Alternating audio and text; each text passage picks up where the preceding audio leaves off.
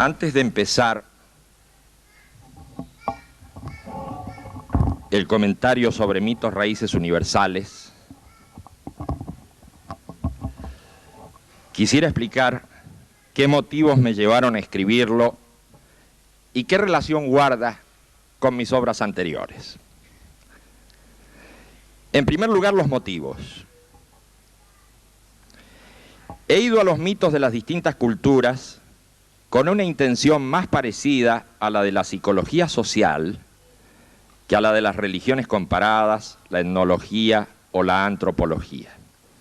Me he preguntado, ¿por qué no revisar los sistemas de ideación más antiguos de manera que al no estar directamente comprometidos con ellos,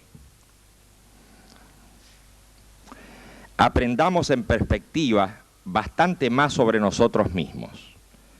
¿Por qué no introducirnos en un mundo de creencias ajenas que con seguridad acompañaron a otras actitudes vitales?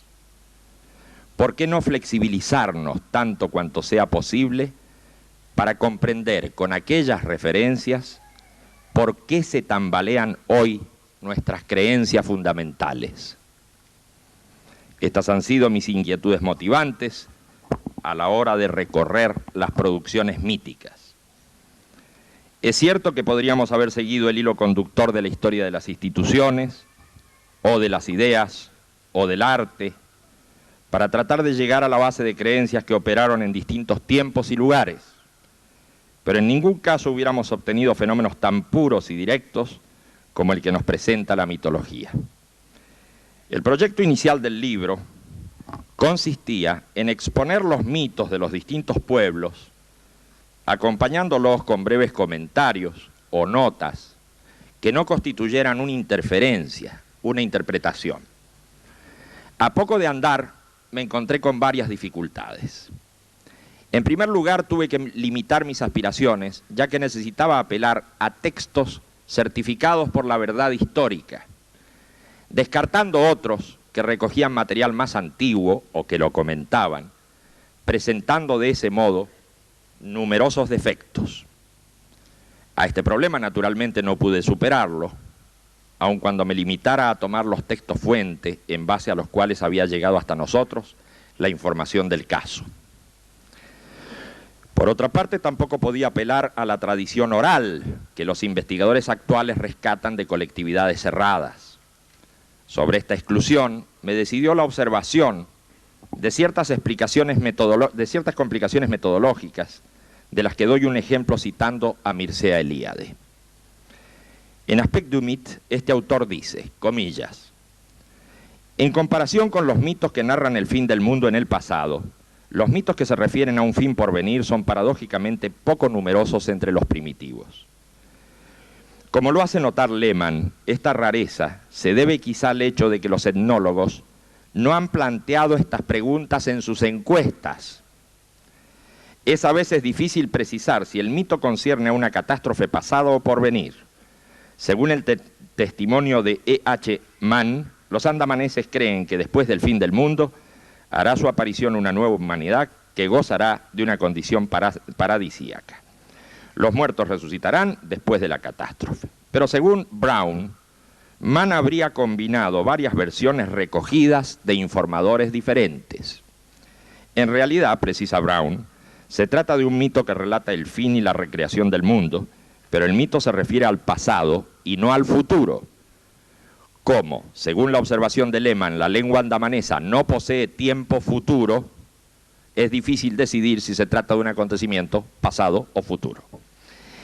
En estas observaciones que hace Eliade aparecen por lo menos tres discusiones de los investigadores frente a un mismo mito. Primero, la posibilidad de que las encuestas hechas a los sujetos de una colectividad hayan sido mal formuladas. Segundo, que las fuentes informativas no sean homogéneas. Tercero, que la lengua en la que se dio la información no cuente con un tiempo necesario, justamente, cuando se trata de comprender un mito temporal. Inconvenientes del tipo mencionado, a los que se sumaron muchos otros, me impidieron pues aprovechar la gran masa informativa que nos entregan hoy los investigadores de campo. De esta suerte, no pude hacer ingresar en mi plan a los mitos del África negra, los oceánicos, los polinésicos y ni siquiera los de América del Sur. Pero, al aferrarme a los textos más antiguos, me encontré con una gran desproporción documental. Por ejemplo, de la cultura súmero-acadia contamos con el gran poema de Gilgamesh como obra casi completa, y el resto de los fragmentos en ningún caso llegan a su altura. En cambio, la cultura india nos abruma con su enorme producción. Para lograr un mínimo equilibrio, recurrí a tomar de esta muestras breves que emularan a aquella. Así, utilizando los modelos súmero-acadio y asirio-babilónico, reduje el material superabundante de otros pueblos y terminé poniendo ante los ojos del lector los mitos, a mi juicio, más significativos de 10 culturas diferentes. Por todo lo anterior, debo reconocer que ha resultado una obra muy incompleta, pero que en lo esencial ha logrado destacar un punto de importancia en el sistema de creencias históricas. Me refiero a lo que llamo mito raíz, y que entiendo como aquel núcleo de ideación mítico que, no obstante la deformación y transformación del escenario en que desarrolla su acción, no obstante las variaciones de los nombres de los personajes y de sus atributos secundarios, ha pasado de pueblo en pueblo, conservando su argumento central más o menos intacto, y con ello ha logrado universalizarse. El doble carácter de raíz y de universal de ciertos mitos me permitió centrar el tema y tomar aquellos que cumplieran con esas condiciones. Esto no quiere decir que no reconozca la existencia de otros núcleos que no he presentado en esta recopilación sumaria. De este modo creo haber respondido a la pregunta sobre los motivos que me llevaron a escribir este libro, comentando además las dificultades que encontré para lograr los objetivos que me propusiera inicialmente. Pero aún quedan puntos por aclarar. Me refiero a la segunda pregunta que hiciéramos al comienzo, en torno a la relación que guarda esta obra con mis producciones anteriores.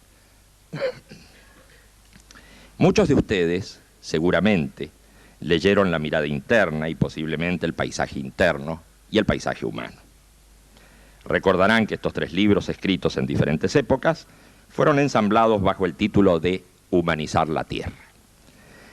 La prosa poética me había permitido hacer un deslizamiento del punto de vista que, comenzando en un mundo onírico, personal, cargado de símbolos y alegorías, concluía en apertura a lo interpersonal, social e histórico. En realidad, existía como base de esa producción la misma concepción que fue desarrollándose en obras posteriores, aunque con tratamientos y estilos diferentes. En las experiencias guiadas, una sucesión de cuentos cortos me permitió montar varios escenarios posibles en los que se pasaba revista a distintos problemas de la vida diaria. Desde una entrada más o menos irreal, el lector podía moverse por escenas en las que alegóricamente se enfrentaba a sus dificultades. Luego se producía un nudo literario que aumentaba la tensión general de la escena, un desenlace y finalmente una salida o final auspicioso. Las ideas centrales de las experiencias guiadas eran estas. Primero, así como en los sueños aparecen imágenes que son expresión alegorizada de tensiones profundas, en la vida cotidiana ocurren fenómenos parecidos a los que no se presta demasiada atención. Son los ensueños y las divagaciones que, convertidas en imágenes, portan cargas psíquicas que cumplen con funciones de mucha importancia para la vida. Segundo, las imágenes permiten mover el cuerpo en una u otra dirección, pero aquellas no son solo visuales. Hay imágenes correspondientes a los distintos sentidos externos, y ellas son las que permiten una apertura de la conciencia al mundo movilizando el cuerpo. Ahora bien, como también existen los sentidos internos, correlativamente se producen imágenes cuya carga se dispara hacia el interior, y al hacerlo, logran disminuir o aumentar las tensiones del intracuerpo. Tercero, toda la biografía, es decir, la memoria de una persona, también actúa a través de imágenes que están asociadas a las distintas tensiones y climas afectivos con las que fue grabada. Cuarta, esa biografía está actuando continuamente en cada uno de nosotros y, por tanto, en cada nueva percepción, no captamos pasivamente el mundo que se nos presenta, sino que actúan las imágenes biográficas como paisaje previamente constituido. De esta suerte y a diario realizamos distintas actividades cubriendo al mundo con nuestros ensueños, compulsiones y aspiraciones más profundas. Quinta, la acción o la inhibición frente al mundo está estrechamente ligada al tema de la imagen, de manera que sus transformaciones son también claves importantes de la variación conductual. Siendo posible transformar las imágenes y transferir sus cargas, es necesario inferir de ello que en tal caso ocurrirán cambios de conducta. Sexto, en los sueños y ensueños, en la producción artística y en los mitos, aparecen imágenes que responden a tensiones vitales y a las biografías, sean de individuos o pueblos. Estas imágenes son orientadoras de conducta también individuales o colectivas, según sea el caso. Esas 6 ideas enunciadas estaban en la base de las experiencias guiadas y por ello muchos lectores habrán encontrado en las notas que las acompañan material reelaborado de antiguas leyendas, historias y mitos, aunque aplicados al lector individual o tal vez a quienes comparten esos escritos en pequeños grupos. Pasando a mi producción más reciente, Contribuciones al Pensamiento. A nadie escapa que su estilo es el del ensayo filosófico. En los 2 trabajos del libro se estudia, respectivamente, la psicología de la imagen, en una cuasi teoría de la conciencia, y el tema de la historia. Los objetos de investigación son, por cierto, muy distintos, pero en definitiva el tema del paisaje y de los antepredicativos epocales, es decir, de las creencias, tiene en ambos su punto de unión. Como puede verse, el actual Mitos, Raíces Universales conserva una estrecha relación con las obras anteriores, aunque aquí se enfatice en las imágenes colectivas y, por otra parte, se verifique un nuevo cambio en el modo expositivo. Sobre este particular, el del modo expositivo, quisiera agregar que no considero a este momento en que vivimos como adecuado para la producción sistemática y de estilo uniforme. Creo más bien lo contrario. La época pide diversificación para que las nuevas ideas lleguen a destino. Mitos, Raíces Universales se apoya en la misma concepción de las otras obras y creo que cualquier nuevo libro mantendrá esa continuidad ideológica, aunque trate sobre temas diversos y el estilo y el género expositivo varíen una vez más. En fin, me parece que he explicado sintéticamente los motivos que dieron lugar al escrito actual y las relaciones que éste guarda con otras anteriores. Despejado lo anterior, entremos en el cauce de los mitos raíces. El uso de la palabra mito ha sido diverso. Ya desde Genófanes, hace 2500 años, comenzó a utilizarse para rechazar aquellas expresiones de Homero y Hesíodo que no se referían a verdades probadas o aceptables. Luego, mitos fue oponiéndose a logos y a historia que por su parte daban razón de las cosas o relataban hechos realmente acontecidos. Poco a poco, el mito fue desacralizado y se asimiló aproximadamente a la fábula o la ficción, aún tratando sobre dioses en los que todavía se creía. Fueron también los griegos los primeros en intentar comprensiones suficientes sobre este fenómeno. Algunos utilizaron una suerte de método de interpretación alegórico y pesquisaron las razones subyacentes bajo la cobertura mítica. De este modo, pensaron que aquellas producciones fantásticas eran rudimentos explicativos de leyes físicas o fenómenos naturales. Ya en el gnosticismo alejandrino y en épocas de la patrística cristiana, se trató de comprender al mito como alegorización también de ciertas realidades que, a la sazón, eran propias del alma, hoy diríamos propias de la psique. Con un segundo método interpretativo, se trató de rastrear los antecedentes históricos de los albores de la civilización. Así los dioses no eran sino vagos recuerdos en los que antiguos héroes habían sido elevados de su condición mortal. De acuerdo a esto, los acontecimientos que se relataban también dignificaban excesivamente hechos históricos que en realidad habían sido mucho más modestos. Esas dos vías que se usaron para comprender al mito, y desde luego existieron otras, han llegado hasta nosotros. En ambos casos subyace la idea de la deformación de los hechos y del encanto que esa deformación produce en la mentalidad ingenua. Es cierto que los mitos fueron utilizados por los grandes trágicos griegos y que en alguna medida el género teatral derivó de la representación de los acontecimientos míticos, pero en ese caso el encanto sobre el espectador era de tipo estético y conmovía por su calidad artística y no porque se creyera en esas representaciones. Es en el orfismo, el pitagorismo y las corrientes neoplatónicas donde el mito cobra un nuevo sentido. Se le atribuye un cierto poder de transformación en el espíritu de quien se pone en contacto con él. Así, representando escenas míticas, los órficos pretendían lograr una catarsis, una limpieza interior que les permitía ulteriormente ascender a comprensiones mayores en el orden de las ideas y las emociones. Como puede verse, todas estas interpretaciones han llegado a nosotros y forman parte de las ideas que tanto el público en general como los especialistas manejan sin mayores cuestionamientos. A decir verdad, el mito griego se oscureció durante mucho tiempo en Occidente hasta que en el Renacimiento y en la época de las revoluciones europeas echó a caminar de nuevo.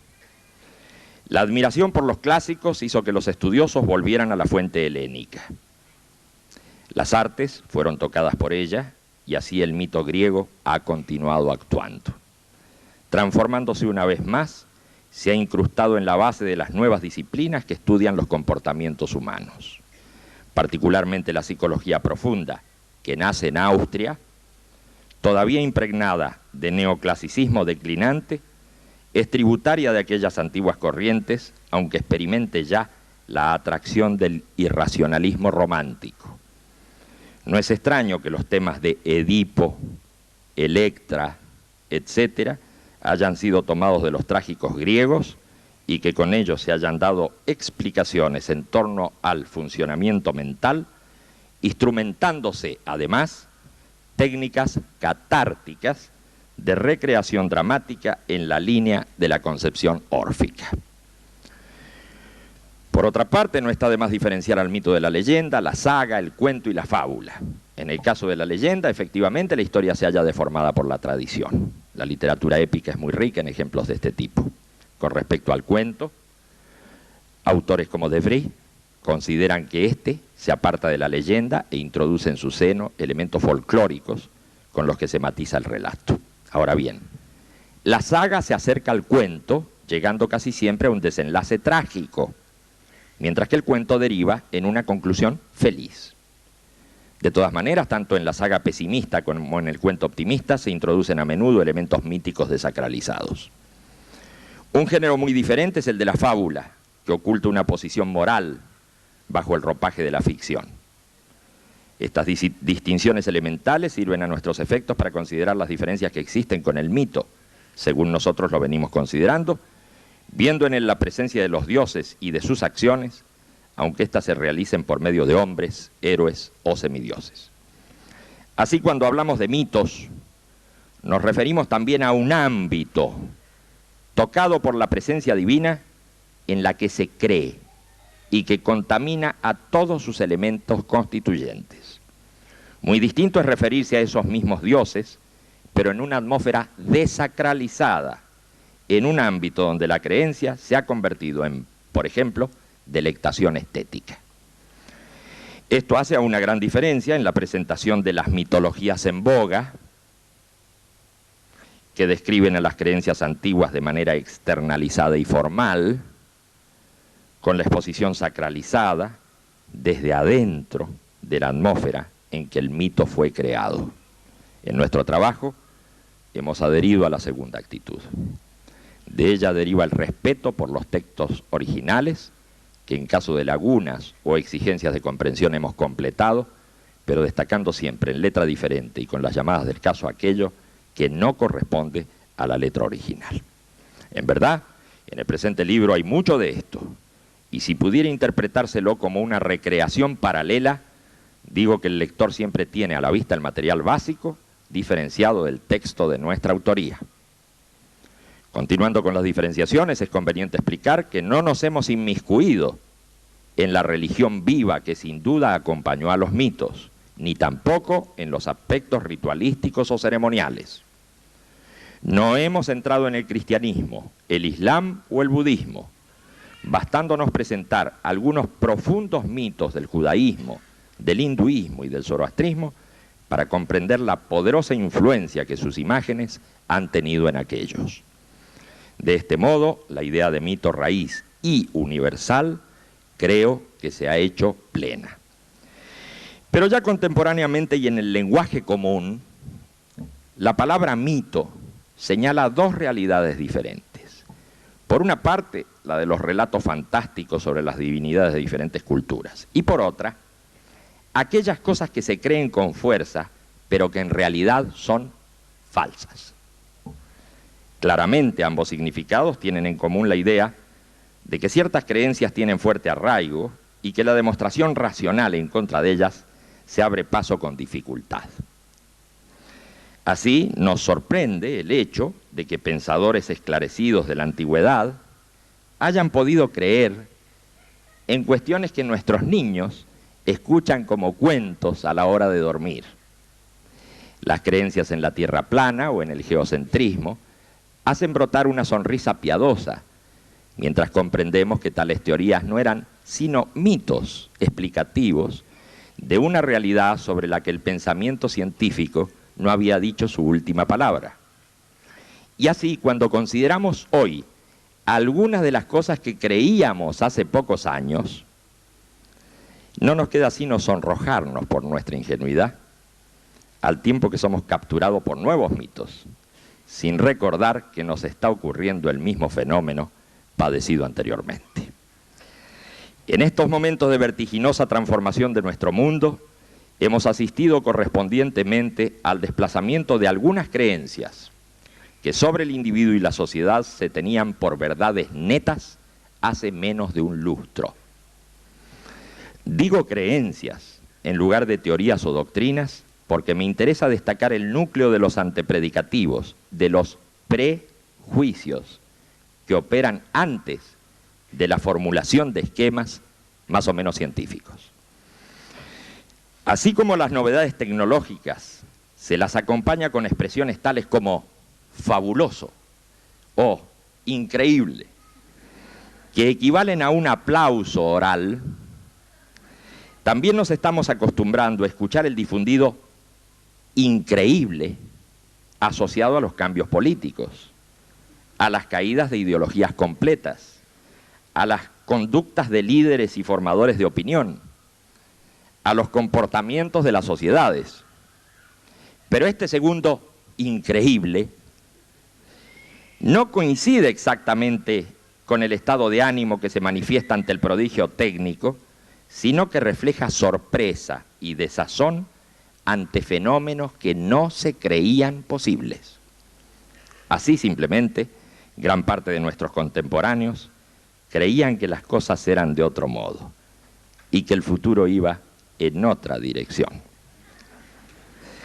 Debemos pues reconocer que ha existido un importante consumo de mitos y que eso ha tenido consecuencias en las actividades vitales, en el modo de encarar la existencia. Debo advertir que no entiendo a los mitos como falsedades absolutas, sino, opuestamente, como verdades psicológicas que coinciden o no con la percepción del mundo que nos toca vivir. Y hay algo más. Esas creencias no son solamente esquemas pasivos, sino tensiones y climas emotivos que, plasmándose en imágenes, se convierten en fuerzas orientadoras de la actividad individual o colectiva. Independientemente del carácter ético o ejemplificador que a veces les acompaña, ciertas creencias poseen una gran fuerza referencial por su misma naturaleza. No se nos escapa que la creencia referida a los dioses presenta importantes diferencias con las fuertes creencias desacralizadas, pero aún, salvando las distancias, reconocemos en ambas estructuras comunes. Las débiles creencias con las que nos movemos en la vida diaria son fácilmente reemplazables a poco de comprobar que nuestra percepción de los hechos fue equivocada. En cambio, cuando hablamos de fuertes creencias sobre las que montamos nuestra interpretación global de las cosas, nuestros gustos y rechazos más generales, nuestra irracional escala de valores, estamos tocando la estructura del mito que no estamos dispuestos a discutir en profundidad porque nos compromete totalmente. Es más, cuando uno de estos mitos cae, sobreviene una profunda crisis en la que nos sentimos como hojas arrastradas por el viento. Estos mitos privados o colectivos orientan nuestra conducta y de su acción profunda solo podemos advertir ciertas imágenes que nos guían en una determinada dirección. Cada momento histórico cuenta con creencias básicas fuertes, con una estructura mítica colectiva, sacralizada o no, que sirve a la cohesión de los conjuntos humanos, que les da identidad y participación en un ámbito común. Discutir los mitos básicos de época significa exponerse a una reacción irracional de diferente intensidad conforme sea la potencia de la crítica y el arraigo de la creencia afectada. Pero, lógicamente, las generaciones se suceden y los momentos históricos cambian. Y así, lo que en un tiempo anterior era repelido, comienza a ser aceptado con naturalidad, como si fuera la verdad más plena. Discutir en el momento actual el gran mito del dinero implica suscitar una reacción que impide el diálogo.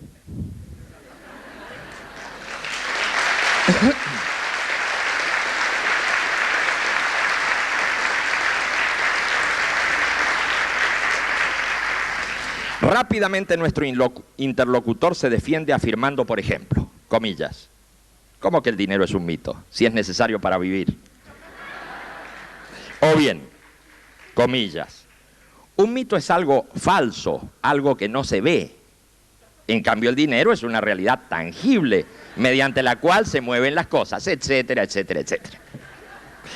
De nada valdrá que expliquemos la diferencia entre lo tangible del dinero y lo intangible que se cree puede lograr el dinero. No servirá que observemos la distancia entre un signo representativo del valor que se atribuye a las cosas y la carga psicológica que ese signo tiene. Ya nos habremos convertido en sospechosos. Inmediatamente nuestro oponente comienza a observarnos con una mirada fría que pasea por nuestra vestimenta, exorcizando la herejía mientras calcula los precios de nuestra ropa.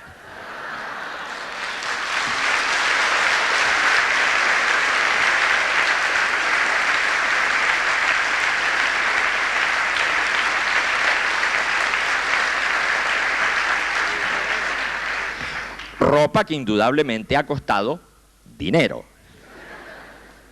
Reflexiona en torno a nuestro peso y las calorías diarias que consumimos. Piensa en el lugar en que vivimos y así siguiendo.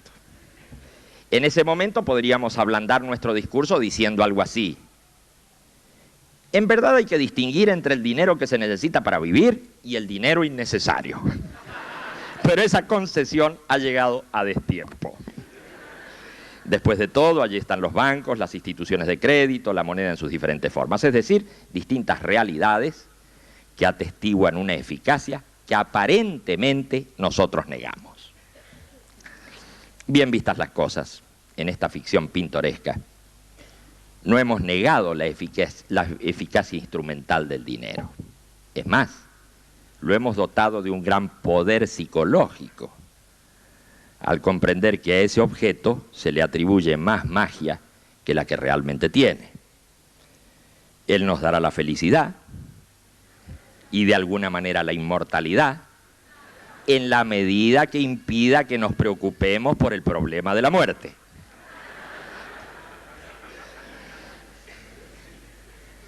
Este mito desacralizado muchas veces operó cerca de los dioses. Así todos sabemos que la palabra moneda deriva de Juno Moneta, Juno avisadora, al lado de cuyo templo los romanos acuñaban precisamente la moneda. A Juno Moneta se pedía abundancia de bienes, pero para los creyentes era más importante Juno que el dinero de cuya buena voluntad éste derivaba. Los verdaderos creyentes hoy piden a sus dioses diferentes bienes y por tanto también dinero, pero si verdaderamente creen en su divinidad, ésta se mantiene en la cúspide de su escala de valores. El dinero como fetiche ha sufrido transformaciones. Por lo menos en Occidente, durante mucho tiempo tuvo como respaldo al oro, ese metal misterioso, escaso y atractivo por sus especiales cualidades. La alquimia medieval se ocupó en producirlo artificialmente. Era un oro todavía sacralizado al que se atribuía el poder de multiplicarse sin límite, que servía como medicamento universal y que daba la longevidad además de la riqueza. También ese oro movió afanosas búsquedas en las tierras de América. No me refiero solamente a la llamada fiebre del oro, que impulsó a aventureros y colonizadores en Estados Unidos. Más bien hablo de El Dorado, que buscaban algunos conquistadores y que también estuvo asociado con mitos menores como la fuente de Juvencia. Pero un mito de fuerte arraigo hace girar en torno a su núcleo a los mitos menores. Así, en el ejemplo que nos ocupa, numerosos objetos están nimbados por cargas transferidas del núcleo central. El automóvil, que nos presta utilidad, es también un símbolo del dinero, del status, que nos abre las puertas a más dinero. Sobre este particular, Greeley dice, comillas, basta con visitar el salón anual del automóvil para reconocer una manifestación religiosa profundamente ritualizada. Los colores, las luces, la música, la reverencia de los adoradores, la presencia de las sacerdotisas del templo, las modelos, la pompa y el lujo, el derroche de dinero, la masa compacta, todo esto constituiría en otra civilización un oficio auténticamente religioso. El culto del automóvil sagrado tiene sus fieles y sus iniciados. El gnóstico no esperaba con más impaciencia la revelación oracular que el adorador del automóvil los primeros rumores sobre los nuevos modelos. Es en ese momento del ciclo periódico anual cuando los pontífices del culto, los vendedores de automóviles, cobran una importancia nueva, al mismo tiempo que una multitud ansiosa espera impacientemente el advenimiento de una nueva forma de salvación. Cierra comillas. Por supuesto, no estoy de acuerdo con la dimensión que ese autor atribuye a la devoción hacia el fetiche automóvil, pero de todas maneras tiene la virtud de acercarse a la comprensión del tema mítico en un objeto contemporáneo. En verdad se trata de un mito desacralizado y, por tanto, tal vez pueda verse en él una estructura similar a la del mito sagrado, pero justamente sin su característica fundamental de fuerza autónoma, pensante e independiente.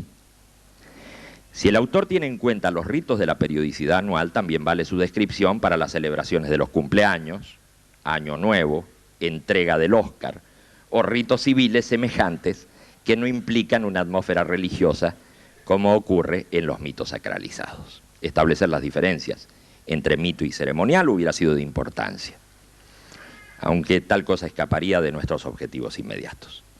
También hubiera sido de interés establecer separaciones entre el universo de las voluntades míticas y el de las fuerzas mágicas, en las que la oración es reemplazada por el rito de encantamiento. Pero también este tema está más allá del presente estudio. Cuando consideramos uno de los mitos desacralizados centrales de esta época, me refiero al dinero, lo tuvimos en cuenta como núcleo de un sistema de ideación. Me imagino que los oyentes no habrán imaginado una figura semejante a la que propone el modelo atómico de Bohr, en la que el núcleo es la masa central alrededor del cual giran los electrones. En verdad, el núcleo de un sistema de ideación tiñe con sus peculiares características a gran parte de la vida de las personas. La conducta, las aspiraciones y los principales temores están relacionados con ese tema. La cosa va más lejos aún. Toda una interpretación del mundo y de los hechos conectan con el núcleo. En nuestro ejemplo, la historia de la humanidad tomará un carácter económico y esta historia se detendrá paradisíacamente cuando cesen los conflictos que discuten la supremacía del dinero. En fin, hemos tomado como referencia uno de los mitos desacralizados centrales para aproximarnos al posible funcionamiento de los mitos sagrados de que habla nuestro libro. Hay de todas maneras grandes diferencias entre un sistema mítico y otro, porque lo luminoso, lo divino, falta completamente en uno de ellos y eso pone diferencias difíciles de eludir. Sea como fuere, las cosas están cambiando a gran velocidad en el mundo de hoy. Y así me parece ver que se ha cerrado un momento histórico y se está abriendo otro. Un momento en el que una nueva escala de valores y una nueva sensibilidad parece asomar. Sin embargo, no puedo asegurar que nuevamente los dioses se están acercando al hombre. Los teólogos contemporáneos sufren la angustia de la ausencia de Dios, tal como la experimentaba Buber, una angustia que no pudo superar Nietzsche luego de la muerte divina. Ocurre que demasiado antropomorfismo personal ha habido en los mitos antiguos, y tal vez aquello que llamamos Dios se exprese sin voz a través del destino de la humanidad. Si se me preguntara cabalmente si espero el surgimiento de nuevos mitos, diría que eso precisamente creo que está ocurriendo.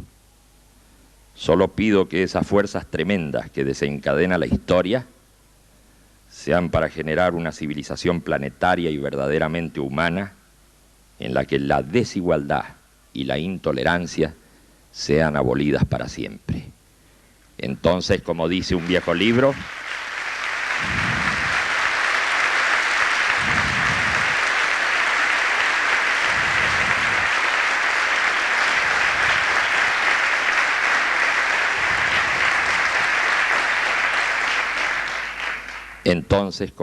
viejo libro, las armas serán convertidas en herramientas de labranza. Nada más, muchas gracias.